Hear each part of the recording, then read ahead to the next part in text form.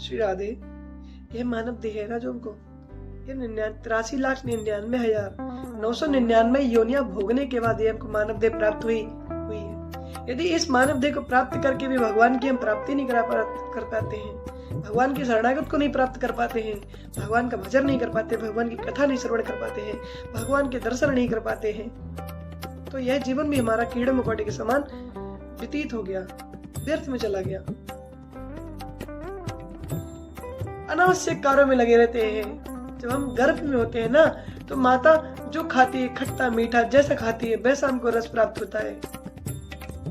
संसार के लोग तो यह कहते हैं कि बालक गर्भ में लाते चला रहे, यद्यपि वो लाते नहीं चलाता है, उसको कष्ट मिलते हैं। तब एक भगवान से प्रार्थना करता है कि भगवान इस कष्ट रूपी कष्ट से मुझको उतार दे, या मुझको संसार में भेज दे, आपने पास बुला ले। मैं संसार में जाते हुए निरंतर आपके भजन करूंगा, क्योंकि जब हम गर्भ में होते हैं तो हमको पूर्व की स्मृति रहती है। तो निरंतर भगवान से ये कहते हैं, भगवान एक बार संसार में भेज दो, मैं निरंतर आपका भजन करूंगा, निरंतर आपकी कथा सुनूंगा।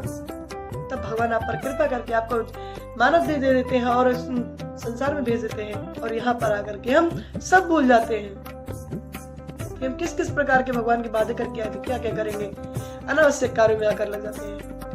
अरे इस मानव देह को प्राप्त करके भी यदि आप भजन नहीं कर पा रहे, भगवान के शरणागत को प्राप्त नहीं कर पा रहे, तो इस मानव देह का आपका लाभ ही क्या रहा है? क्यों प्राप्त हुई है?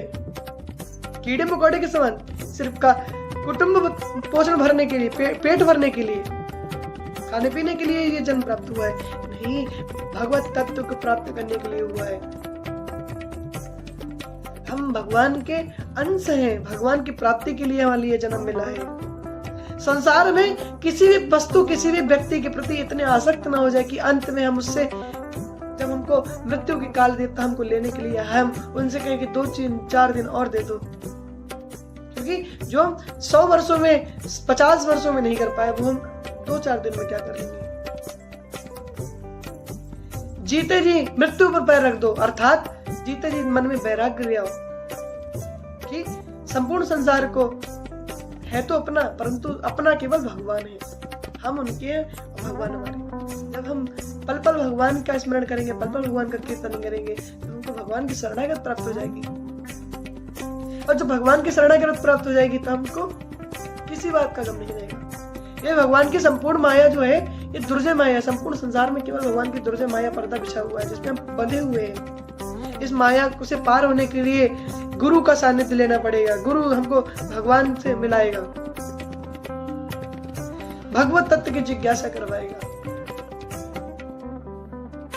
भगवान को प्राप्त करने से यदि नहीं कर पा रहे हैं इस मानव देह को प्राप्त करके, तो इस मानव देह का व्यर्थ में चला गया आपका जीवन।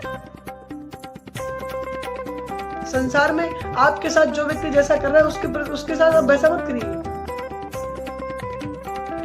क्योंकि व्यक्ति निरंतर अपना ही कर्म भोगता है।